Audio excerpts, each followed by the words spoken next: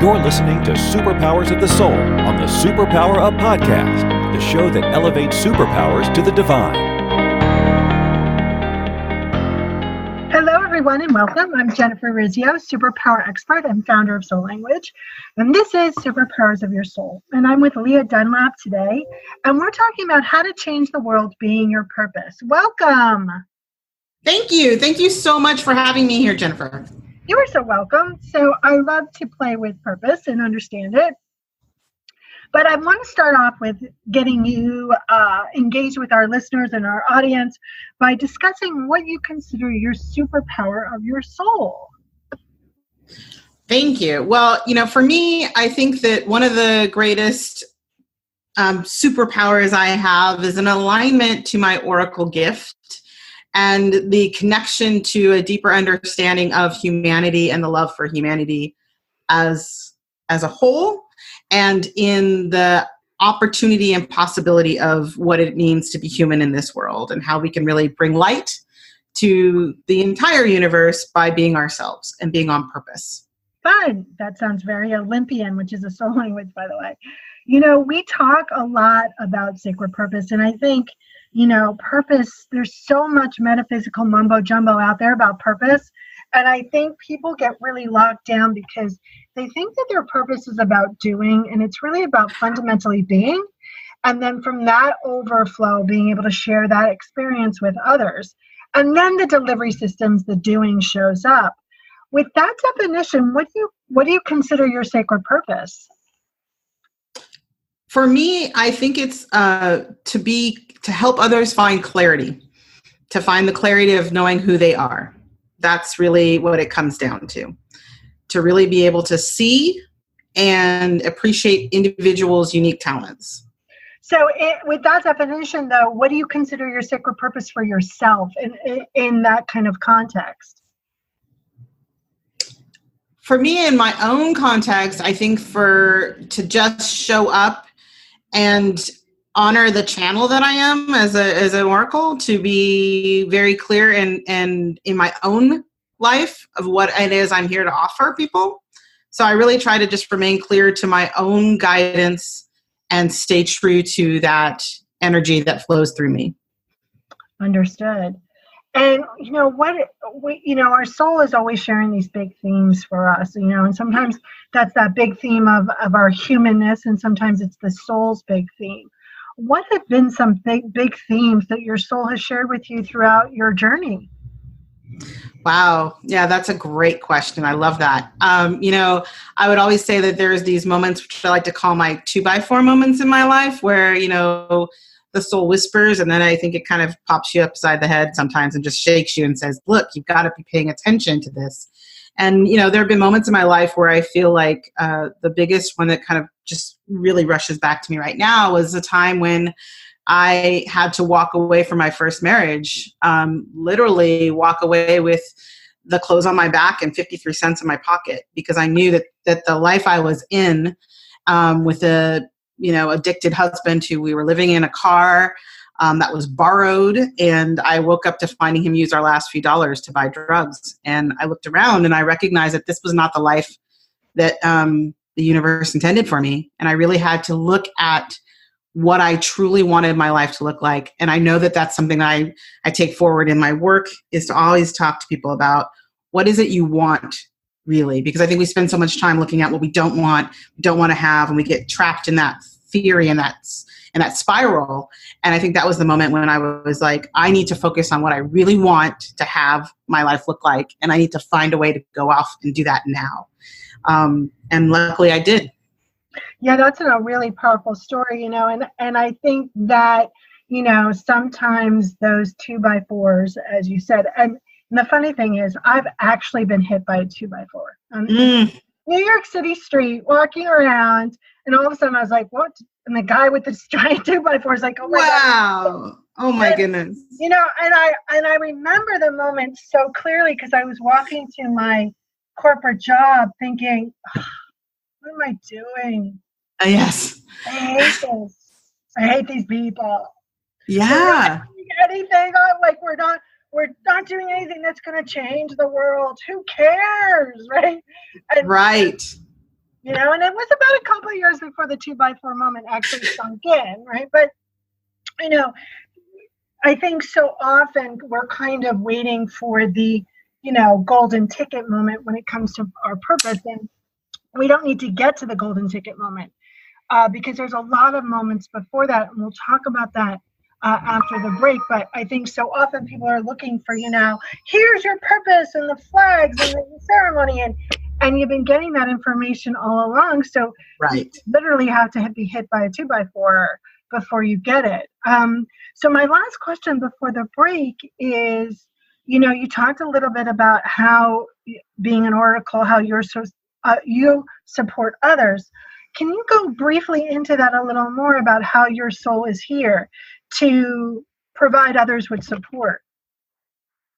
Absolutely. Yeah. I found out that I was the oracle when I was 14 years old, when I recognized a situation happened in my life that was otherworldly. And I was old enough for myself to realize something different was happening for me. And the message I literally got was that I was here on purpose, like clear as day. And with that open awareness, what I saw for myself and my journey as a human being this time around, as I've come to understand has been many thousands of times around, is to really hold this sanctity of that space and giving people this intense, what I would describe as a container for that unveiling and holding that intention that they see that in themselves, but that I can recognize it. And I really love what you just said. Like, it's not me showing you what your purpose is. It's me giving you the space to uncover for yourself all those little leanings that you've heard, all those ways that you are already naturally living your purpose, but maybe not so much on purpose. And so that's my goal, is to kind of look at how people are doing that. And I think that's what I kind of bring to the table is I kind of talk about it like it's like, spatial Tetris. I can see all these pieces of something that someone's working with, and I can see how it all flows together. And by creating that picture in front of them, then they get to see it for themselves. But it's always theirs. It's always been theirs. And I agree. I often have that ability to see the movement of people, meaning not that business, but that 100-year movement. And to me, it's all unfolding all at once. And it is kind of like, okay, we need to move this part and move that over there. And so it is like a giant game of Tetris in my head. And I think so often there's this moment of absolute bliss when the purpose that you're focusing on being that purpose so clearly that the delivery system lines up with it. And, that's when it all kind of starts to click in place, right? We would both be doing our purpose as bartenders, sucky delivery system, but we would both be doing our purpose, right? People would still be coming up and asking us questions. Absolutely. Yes. Yes. So before we break here, what is a way that people can get in touch with you? Yeah, it's really simple. They can actually do a really quick quiz. It's called Power Biz Quiz, and it's really great because in that quiz it talks about their purpose. It helps them to figure out what their alignment is, because I think that's, like you said, that's the big key. Like, how far out of alignment are you? And once you take that quiz, it'll give you the option to talk a little bit more with me directly. Beautiful. Okay, I want you to stay tuned because there's more Superpowers of the Soul.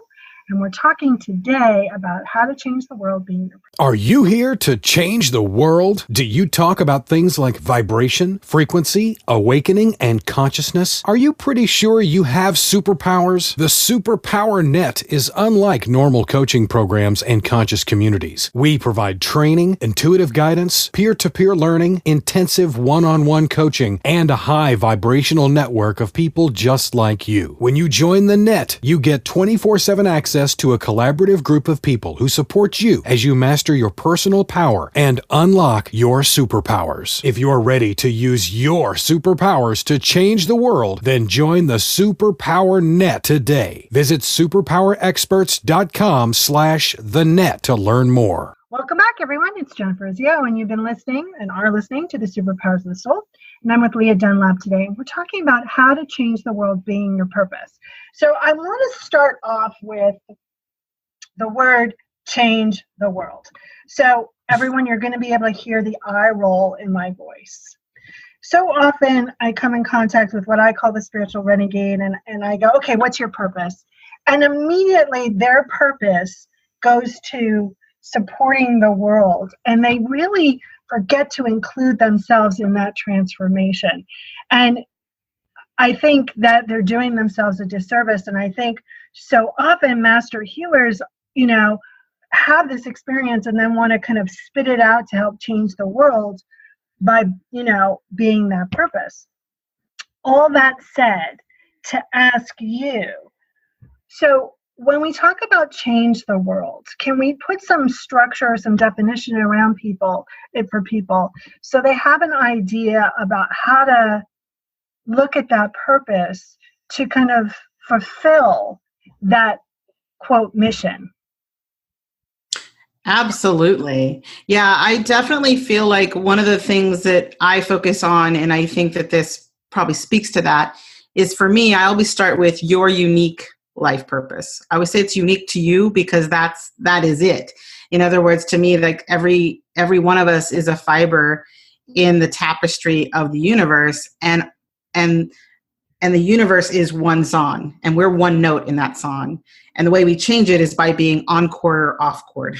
And so the more aligned you are with your unique individual purpose, and to me, when we do the process of looking at that deeper, it uncovers like those parts of you that you, like you said, would, if we were to show up and be in any job, it's the things that always continue to show up for us. We are always either we're the person that people talk to. We're the person who can solve any problem. We're the person who can comfort any need.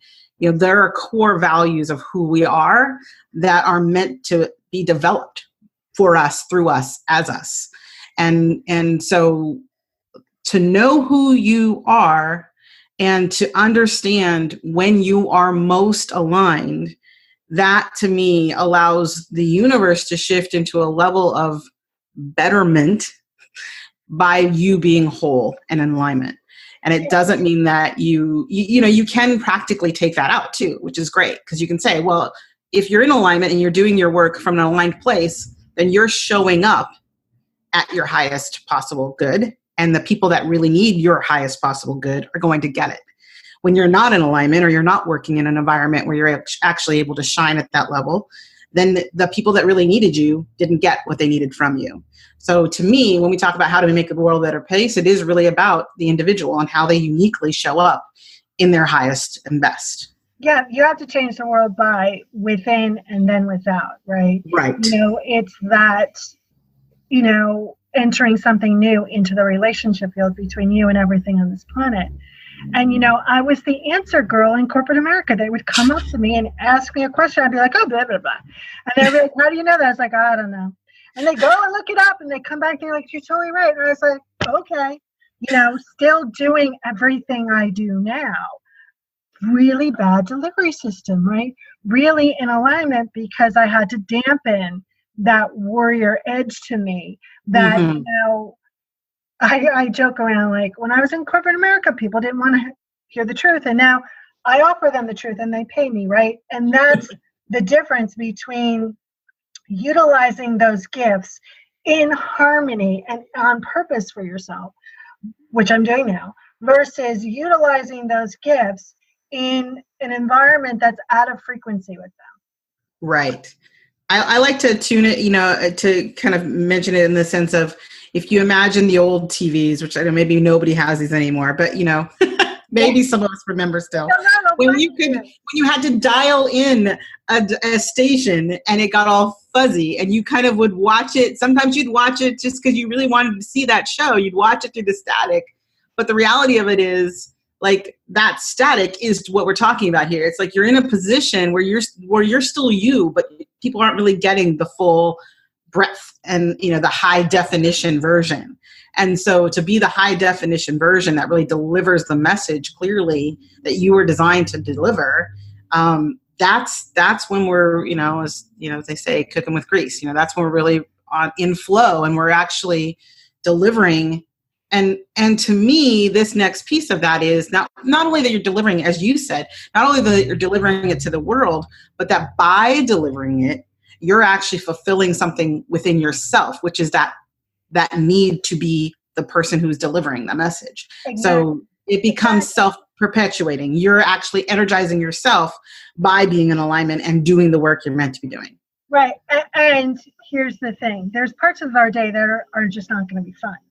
Right? But in general, what you are being and doing should, in quotes, be fine.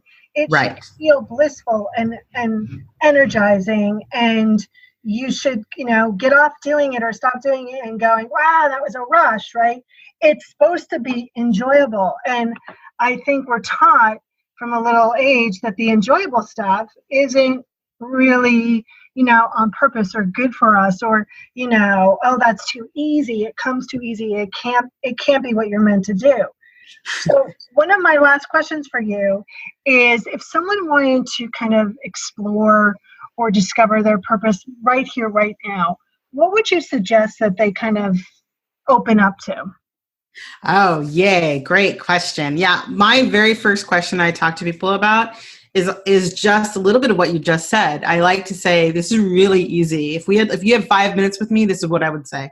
Ask yourself, when was the last time you were doing something that you were so involved in it that you forgot to eat, or that somebody had to tell you had to finish and turn off the lights, or that you looked up and time had just disappeared? Like that, in that moment, you were fulfilling something that naturally arises out of you to either give or serve or create. And that's kind of one of those wayposts back to what is your purpose. And it when you're in it, but sometimes it takes that hindsight to look backwards and say, oh yeah, I remember that day when I was, painting the fence, and just by, stroking every stroke, I suddenly got into this rhythm and this meditation, and I felt all these things. And it's like, yeah, tap into what you were feeling. Were you feeling peaceful? Were you feeling the beauty? Were you feeling the love of nature? What was it going on that really started, you were tapping into energetically? Because that's the clue. Yeah, and I would add a question to that. I would add, what is the one thing you want everyone, including yourself on this planet, to embody? And you're probably going to get one of the big ones, love, peace. And then you have to kind of go, okay, what's my portion of that?